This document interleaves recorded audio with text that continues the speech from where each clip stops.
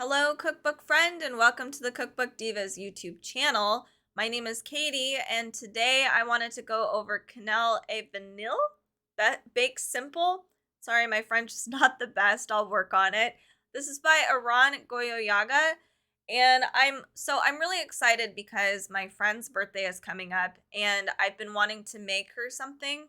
She can't do dairy, and I can't do I can't do gluten, so it's kind of a problem.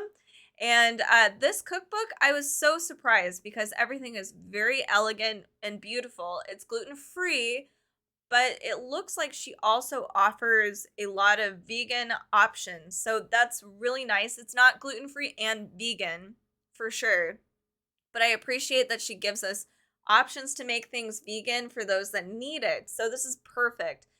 The photos are beautiful in here, they're just gorgeous. Everything looks like it's straight out of a French patisserie, and everything is really easy to make. I was just really surprised because it just, as you can see the cover, it's just gorgeous. So let's walk through this together. I mean, beautiful. So we start off in the table of contents, and as you can see, there's bread in here, and this looks beautiful. This is like regular looking bread, so I'm just thrilled. I'm thrilled. All right, so we start off. Chapter 1 is staples. So she not only goes over your different gluten-free baking flours, your pie crusts, even like streusel and stuff like that. She's got jams, she's got curds. There's different, even cultured cashew coconut butter. She does have whipped cream that's vegan in here as well. So she definitely gives you all of like a great start for vegan and gluten-free baking. So that's really amazing. We go into breads next in chapter 2. Next we go into cakes. Then we go into tarts, pies, and biscuits. Next is the cookies. And then finally, and this is really important for us that are getting into the holiday season, it's holiday baking. So I'm really excited because there's sweet and savory treats all throughout this book. Photos, again, just beautiful.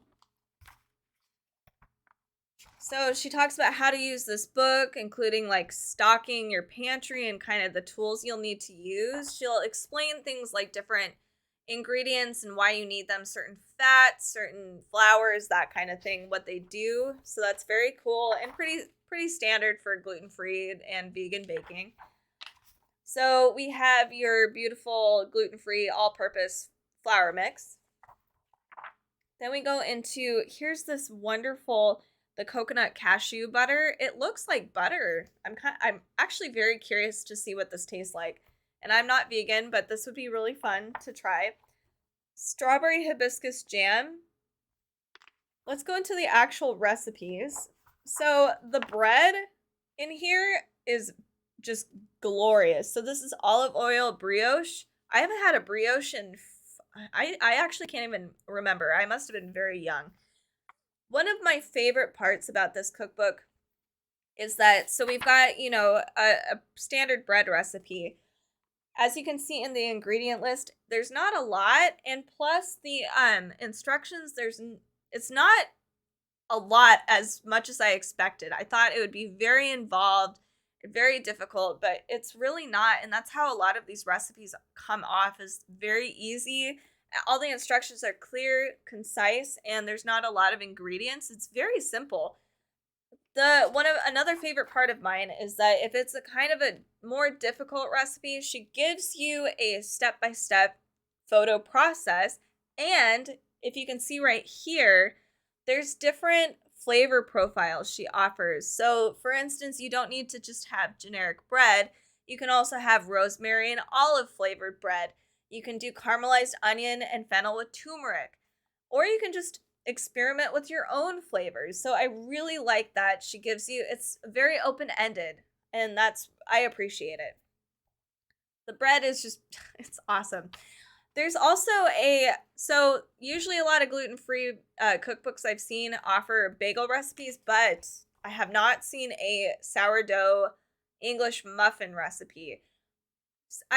English muffins were the thing that I grew up with. It was like one of the only breads that I really enjoyed all the time.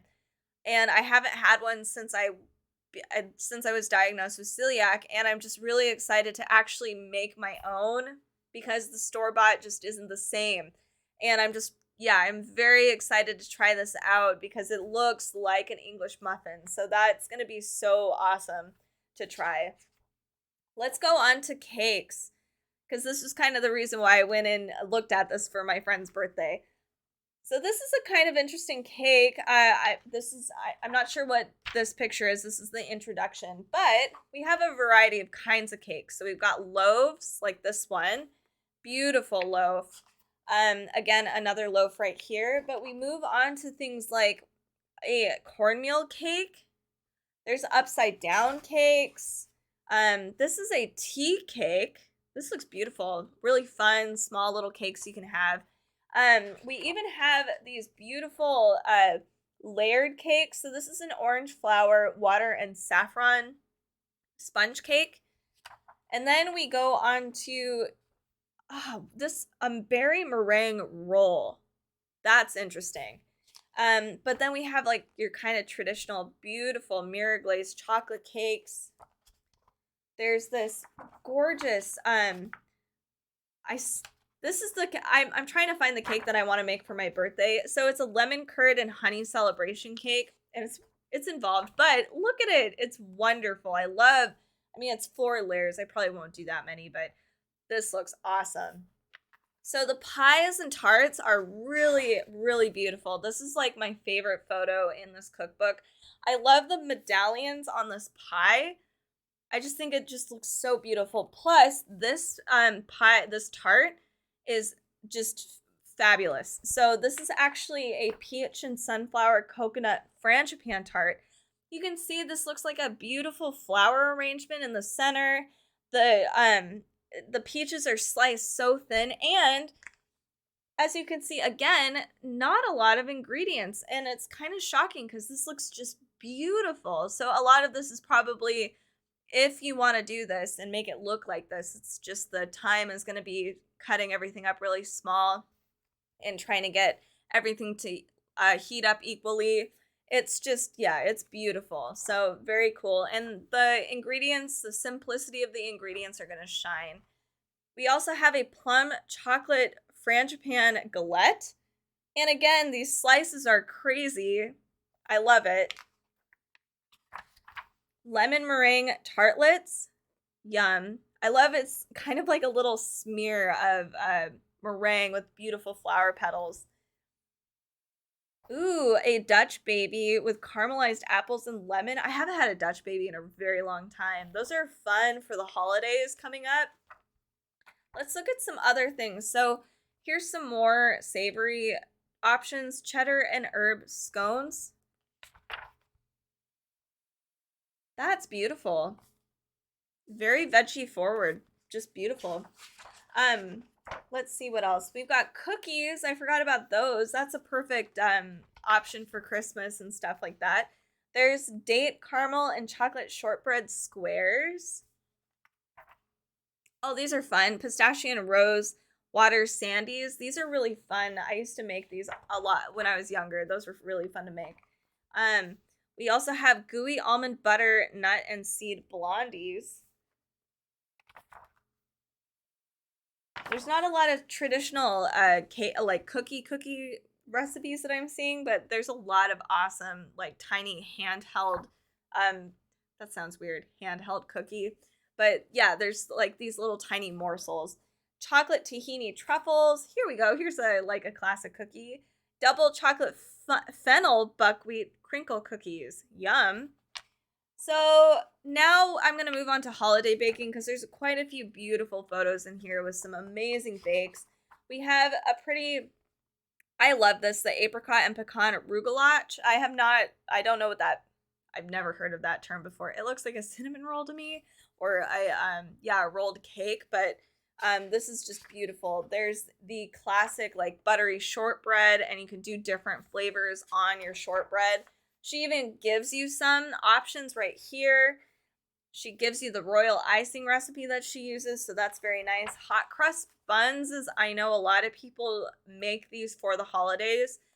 And it's kind of sad when you're gluten-free and you can't partake. So it's going to be really nice to be able to make this. We also have this beautiful braided challah bread. I mean, this is glorious. And I know a lot more people are becoming gluten-free, so this is just so helpful. Ooh, a cranberry Linzer tort. I've never heard of that. Oh, apparently it's a traditional Austrian tart with a buttery, nutty dough made from hazelnuts. There's a jam filling and a lattice top. That sounds really good. So, okay, I really love this. I love that there's a holiday baking section. If you've had any sort of dietary restrictions at all during the holidays, you probably understand it can be really tough. Even if you're vegan or if you're vegetarian, even gluten-free, soy. I mean, like there's a lot of things going on there. And I love that she's given us options to partake in the holidays and also, be able to treat ourselves. So this is a really cool book and it's great for all year round as well. So definitely check out Cannelle at Vanille Bakes Simple by Aran Goyoaga. This is beautiful. It's a great, great cookbook. And to know that we can make amazing, beautiful bakes and it's very simple is just really exciting to me. If you guys want more cookbook content, come join us on Facebook, Instagram, and Pinterest. Also on our website at cookbookdivas.com. We find a lot of cookbooks on there. So if you're interested in finding new, vintage, any cookbook, you might want to check us out there and join the conversation. We also have a podcast, a Cookbook Divas podcast that we try to do weekly roundups and get all of the brand new cookbooks for the month and lay it out for you so that you have it all available to you. Before you guys leave, if you like this video, make sure to like and subscribe down below. It really helps us out. And if there's any cookbooks you want us to talk about, go ahead and give us a comment. We'd love to hear from you guys. Thank you guys so much for watching, and we'll see you soon.